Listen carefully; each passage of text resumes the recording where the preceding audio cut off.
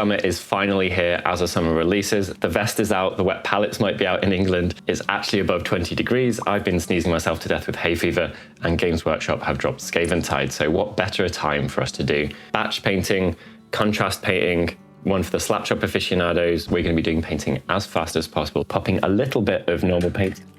My sepia just fell into my painting water. I don't know how that happened. My desk is soaked. Distracting much? We'll worry about it later. Anyway, this is possibly the fastest painting we've done on the channel. We're doing some really nice fine tuning at the end. Adds about a minute per model. Absolutely worth doing. You could have it add less if you wanted. It's about spending time on the face and some key areas of the model. Any suggestions about the Skaventide release? What you'd like to see? You want to see Stormcast metallics? You want to see speed painting? You want to see me slow down on characters? Please do pop them below. And the best suggestion, we will send a texture palette of your choosing and a brush set of your choosing. Finally, if you're not subscribed, please do subscribe. Plenty more content coming up, and we take people's suggestions on board. So we'll try and sculpt the next couple of weeks worth of content around Skaventide, or not Skaventide. Maybe just want to see Space Marines. Let's jump in. Okay, so we have our Clanrat. He was brown. Then we sprayed him with grey cere. Didn't worry about hitting the weapon because that'd be black anyway. What we're interested in though is how to get this armor looking punchy and red and vibrant fast in a skaven-y fashion. By a skaven-y fashion, I mean kind of high contrast. It's very Games Workshop-y red. It leans slightly towards orange at the highlights. Probably comes from black in the recesses. So we're going to try and do our best job at that. Right, I'm using a strong, bright paint, but it's not white. It's bright ivory. And we're going to be going pretty carefully here. So 1 drop of water off the back of the brush as normal. Work it in. Now this is it's like a hyper strong paint. I don't think they're known for weak paints ever really. So we're going to take it pretty carefully. Distribute it around the top of the brush. We're going to hit all of the model. I don't have to bear in mind brush stroke, but as a general rule of thumb, going top to bottom means that your brush is going to hit on the top of areas more than it'll hit on the bottom of areas, or details rather. So that is going to lead to a more realistic effect because, you know, we've sprayed it from above with our spray, so we may as well continue that with our brush. Hey, that's what we're going for. Just be patient, kind of build it up. You don't even have to build it up. It's about getting not too much on the brush, right? And just work your way around the model, trying to hit the details. Some details, this arm, right? There's a section here that runs this way. I'm gonna need to hit it side to side. This section here, this muscle. So I'll have an easier time if I go across it rather than down it. If in doubt, you can always do little circles. But generally speaking, I start off top to bottom, and any details that I work out, I need to hit across them. It's a very simple rule. You just, going down will do less, going across will do more. That's it. So we'll do that all over the model. You'll get to a point where you probably realize that you should stop because you don't want to make things look fluffy. You can probably see around the top of it where I've hit it the most times. It's the most noticeable. You could avoid this by using a paint that isn't ultra matte like Pro Acryl is, but I wanted something that did something pretty punchy, pretty fast, and we might do some finishing steps at the end. So let's head on with the rest of it. So we want a punchy red. I love flesh terrors, and I don't like changing what contrasts I use very often because I'm kind of used to using the ones that I know the behavior of and I know are good. I'm going to try and make a mix here though because I think we need something a little bit brighter than flesh terrors. Okay, that's worked out well. Neither of these is weak as far as contrast goes, so we're going to dump a healthy little dot of medium in there. And we're going to hope that this, oh, contamination, please. You've been on holiday. You can come back. It literally doesn't matter. Let's get on with our lives. Okay, I mean, we don't really have a way to test this. Oh, we can. I'll put some under his chest. I think we're okay. Yeah, it's definitely much better over the ivory. I think we are good. Oh, I hate having to paint in a line. It's been a while since I've used it like this. The colour is strong. I'm going to dilute it a bit more. We can always do 2 coats. Okay, we're going to go. I should think about the order actually. We'll do the bottom because I'll end up having to tip the model to get to the bottom otherwise. And you don't want to tip your model around while you're contrasting because it'll flow in 2 different directions. You always want it just flowing in one, which is generally going to be downwards unless you've got something else that you're doing, you know, on purpose, like a flat panel when you need to turn it on its side or something like that. Try and go pretty fast. It's a really nice colour actually. I'll try and leave some dots in areas if I think that I can do a bit of shading for free. I'm just going to have to paint that string afterwards, aren't I? Should stop trying to avoid it. Sorry if the angle on camera isn't fantastic. I'm trying to avoid tipping it around too much. The reasons that I described, I'm trying to keep him facing upwards. Got enough on my brush that I should be able to get pretty much all of it, and I'm going to work fast here. Really important to not dilly-dally. Working over paints like Pro Acryl means that the contrast is going to be absorbed into the matte surface more faster. Whoopsie, mistake. Just about got there in time. Okay, I think we're good. Check if I've missed any trim areas, and then I can catch some other bits that are, you know, not easy to reach otherwise. That colour's great, actually. So skin next. I've purposely picked a weak one in Agrellan and Flesh, and what I'm going to do is slightly pinky it up just by adding a tad of our previous colour mix in. Completely optional, of course. It's quite a soft one. Now I tend to, areas where I'm not sure about, like hairy areas, I just go into, and then, especially if my plan is to make them like black or something, I can just go over it with another colour. So it should work out absolutely fine. I've realised there's a cool thing I can do. It's very easy. I'm going to take some diluted red. Right, and what I'm going to do is any area that is heavily recessed in flesh. Ah! Jesus. Right, let's do this a sensible way. I'll just make a red mix using the weak Agrellan and Flesh as a base, like I should have. Anywhere that's heavily recessed, like ankles, backs of knees, maybe base of the tail.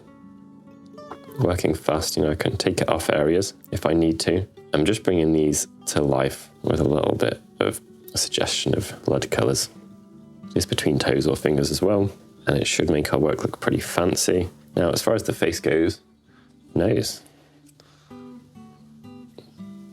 Always got your finger to fix stuff. Here's the bloody areas, where blood is very close to the surface. It's already showing some promise there, so I think that wasn't a terrible idea. Jesus, though, not adjusting to the strength of your contrast. Absolute amateur. Sometimes your contrast will, if it's been out for a while, it just starts behaving a little bit thicker and goopier, so I like to add some in. Don't get too concerned with the ratios, it really doesn't matter that much, especially when you're doing like hundreds of Clanrats. Your priority is not like every single one looking identical. They're rats, don't worry about it. Missed his toes, the red stuff. We won't worry about it, we'll follow our own advice. There we go. That knee is an example of just, you know, like, it's only a small step, but it just makes things look that little bit more alive if there's some variation in the skin, and it's so easy to do. You can always do steps twice as well. And I missed his other ear. I'm giving it a very good job of showing not worrying about mistakes here, aren't I? Oh well. And his elbow. Jesus, Byron. It's still going to turn out fine. I'll lean on that. I'll do some pinky bits retrospectively because it probably doesn't matter what order you do it in. Not something you have to worry about. It's looking pretty good already. These models are fantastic. Just absolute classics. And I realised that's meant to be red, so mistakes all around. It's a little bit thick there. Try and scoop that out. And while we have a small amount of red on a brush, get his ears, eye, nose. Cool. Now for robes, obviously you can go whatever fits for your army, but when I'm in doubt with Skaven, I tend to think of like sewers. Athonian was the closest I could think of. I still want it kind of pale and pretty disgusting, to be frank, so let's give that a go. Should be perfect. Might need 2 coats. Yeah, I think it will need 2 coats, but that should be absolutely fine. You could hit the wraps in this if you wanted. I don't think there would be a downside to that, and that'd be a nice way to save a little bit of time. Up to you. You can also carefully use it slightly heavier. See me dotting on here? But if you are doing that, definitely be a little bit careful. See here, I actually missed out dry brushing this fold as much as I should have. It just looks worse than the others, so it's proof that you should take a little bit of care. It's always worth doing a final pass when you're going around a model. I've just realised a huge plus to our pinky dotting that we've done around a lot of the bandage areas. It means that they should be separated if I just use a soft brown on the rest of the bandages. So, skeleton horde. Never felt that it's strong, but it's over white, so maybe I'll dilute it a little bit more. Skeleton horde is my goat. That's better. Just had less on the brush. Skeleton horde is like my go-to weak brown. I use it for a base for a lot of things. You could carefully kind of wash it with null or something, just get black into the recesses. Up to you. Or you could indeed paint these white and you get a really high, like high contrast area at the end. Hit some ropes while I'm at it, why not? I don't know what I'll do with that. I'll probably just have to paint the ropes separately at the end because I got some red on it. You've got red on you. Just to be disgusting, so I've still got some camo shade about. Let's add a little bit of greeny accent just to be disgusting. That camo shade's actually turned out perfectly for the robes. Really glad that I kind of didn't second guess the idea. Right, there's no avoiding it. We want our metallic areas to be actual metallics. You can't really slap chop that. So we're just gonna have to give them a quick base coat in black. For those of you who don't know, black under silver helps the silver go down super shiny. And whatever you're doing, you could go rusty, in which case you could approach this very differently, but I'm going to go shiny and knock it back with washes and make stuff look kind of old and ancient. For the first time, I should probably swap to a proper brush here because I immediately noticed base coating that this is my tired old brush. Any area that's hidden, it's up to you whether you want to do this perfectly, and it might be that you just you could wash black into it. I'll show you rather than just talking about it. So I just put some water on my brush, and you could kind of get away with around certain areas just using the black as a wash, but I want our areas to start shiny at the very least, even if they do end up with rust on them. Look at those. Screw you. 3 circles of chainmail. Ew. Yeah, no. Help! I shouldn't get that angry at a single Clanrats chainmailed armpit, should I? But it happens. I'm sure you will understand.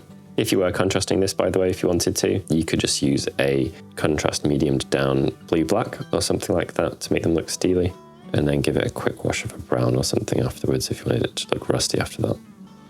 I don't know what that detail is on his belt. I'll paint that brown and it can be bronze, I think.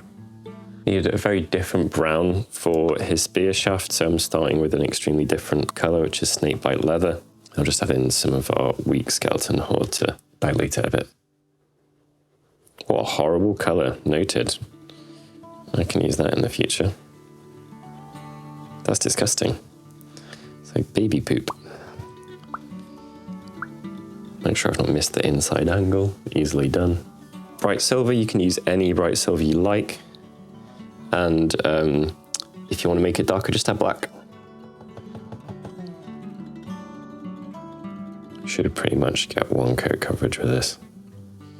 There's a reason that I always use the same one. I just know that it works. Some of the harder areas, because they're black already, you can kind of gently overbrush them, which is like your dry brushing, but with a normal brush. And that'll just stroke and pick out the rings or the raised details. So you can fully base coat it and then wash it, or you can carefully dry brush it, or you can overbrush it. The bits on top of the feet though, I will just base coat and then give them a wash. I still hate armpit chainmail. Okay, I've had an idea for the metallics. I'm just gonna use the brown that we already have, which is our snakebite leather and skeleton horde, and mix it with some Nuln oil, which is of course these days incredibly weak, and skeleton horde is incredibly strong, so I use mostly Nuln oil. And then I've been speaking all this time about the angle of stuff. I'm going to be pretty conscious here that I don't want to change the angle. I'll try and keep things light as well. That looks pretty appropriate for Skaven, I think. I'll catch the other side of the blade when this side has dried. His little charm, that I guess it is, that's on his belt, I'm pretty sure if I hit with watered down the snakebite brown mix that we have, it'll just go kind of bronzy because we hit it with some silver already. And it's so small anyway, I don't think it matters usually. I could have been stronger than that. Yeah, there we go. That'll do. Efficiency, if you have 60 of these to paint or more, cutting some corners will definitely help. Now, magic steps that will go a long way to the final effect. What we're going to do is we're going to draw a little bit of attention to the face. So we're going to do a quick bit of manual painting. This is, of course, completely optional, but I definitely encourage you to give it a go because for the time that it takes, you get such a big win from stuff like this. So I'm using the same ivory that I was, and I'm using, it's another old brush, but it's much smaller and in better condition one. I'm using a 00. Ivory's really strong, so we've got to get this right. Brace, hold breath. And what I like to do for eyes is kind of go in with little strokes until I find out that I've actually hit it. So I'm not aiming to hit it until I do. Same again. Help yourself out with the angle as well. Okay, cool.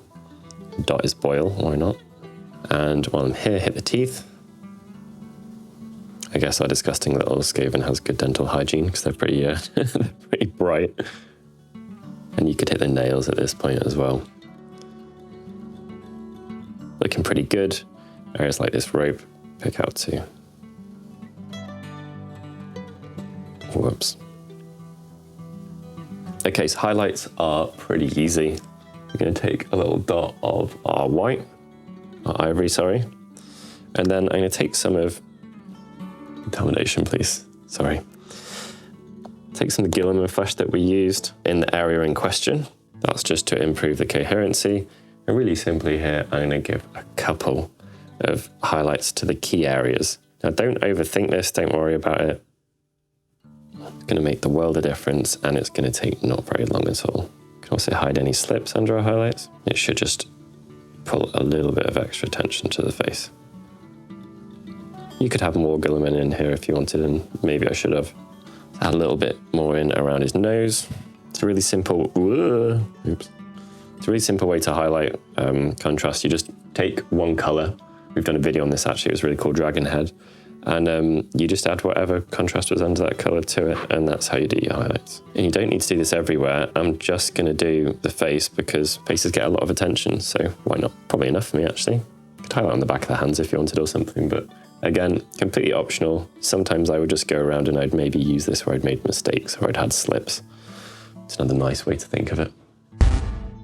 We had a recording slip up, guys. Okay, so I've done a tiny bit of metallic detailing on it. So what I was saying in the bit that I just recorded was that when you finish your model or even unit, you can go and look at things and have a little look at some extra details, which will go the extra mile. So I've washed this little bag blue. Always like to think there's like money or something valuable in details like that and draw a bit of attention to them. Have them as a useful spot color. For the chipping, don't worry about it. Less is more. When you think you're okay with the control of your brush, then you do the rivets. Otherwise, stick to the edges while you're getting used to how much paint is on there, how easily it's leaving. And for areas like weapons and stuff, very, very simple. Just use the side of your brush, run down it. Ian pops up the animation we've used previously. You want to be getting a side-on angle and doing that. Times that by 20 and you're looking pretty good, really. You could wash the hair another color or something. Entirely up to you. It's just about working out what's the most efficient use of your time, right? So look at the model. Oh, he's got a great big red back bit. I could put a couple of scratches on and, those 15 seconds more per model will make my army look cool. It's not about painting bits you can't see or anything like that. It's about painting the bits you can see that make a difference, like the face. There you go. Little cartoony scratches, why not? Strong paint, not much on the brush. We got a video on this type of detailing. We'll make sure that's linked at the end. I just did a final pass and it struck me that I forgot all of his hair. Hair's a difficult one because you don't know where it's going to start or finish. We're going to use a good brush here, not an old battered one, Black Templar, because we need to do some pointy work. What I'm going to do is rather than just blocking it in, I'm going to try and put it in the shape of hair. So what I mean by that is each of these strands should be a little bit easier on his arm. Obviously, it only matters where it meets the skin, and then we could just contrast the rest of it. I'm going to take off some of what we got here, take care on his face. That's better. Should have just removed a little bit more of the contrast. That's exactly what we're going for there. Optional, especially now it's weak, Nuln Oil. If you want to exaggerate any details or you want to separate parts, this is probably the best use of additional time on the model, I would say. Let's say you want to distinguish between two areas here. It's so soft these days, you can just blob a little line down. Final thing, really quick rust. I'm going to mix Deathclaw with Troll Slayer. Could use Fire Dragon Bright as well. And this is the benefit of having darker weapons. I'm going to dot that rivet and then probably wipe it off with a finger. Anything that sticks out. It's about picking the ones that make a difference. That one looks really good on his toe bit. There you go. Easy when there's not a face in the way. He looks great for the time, especially.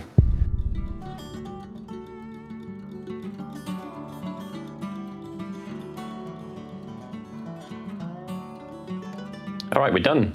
Turned out solid. It's got nice eyes. It's got good colors in decent places. We've thought about the colors in their Skaveny. And the moment you time something by like even 5, and this is a Skaven, so it's more likely to be like 40. The moment you time something by anything, things will start looking better. I think people often forget this in the days of Instagram. People like used to take a picture of something on your phone, zoom right in at a size that is literally bigger than the model. It's a small Skaven model. And then people start criticizing. And what Instagram and technology don't do is give you an idea of what 10 things look like in person. And that is big for armies. You can kind of get an idea of it behind me, but it's not the same as being there in real life. Don't overly criticize your work when it's unnecessary. Just get them done, and if you want to polish them, you can, or you can spend that time on the base, which is probably, as you're looking down at the model, as a percentage, like between 1/3 and half of what you're seeing. That's a huge percentage of the model. Spend some more time on the base, and then decide if you want to spend more on the bits of the tube. And if you are spending time, faces, bases, shields, weapons. Really hard to go wrong with those, or maybe some special effects like Warpstone or something like that. If anyone's interested in Spearhead, please let us know, because I think it's very cool. Lots of little small boxes of stuff, and that is doable in a short time frame. So we might be doing competition or some kind of like community thing where we try and paint a spearhead, and we would encourage other people to do it and share their progress with us as well. I imagine there'll be a hashtag like AO Spearhead or something like that. Anyway, suggestions below. If you're not a sub, please consider subscribing and let us know what you'd like to see next from Skaventide.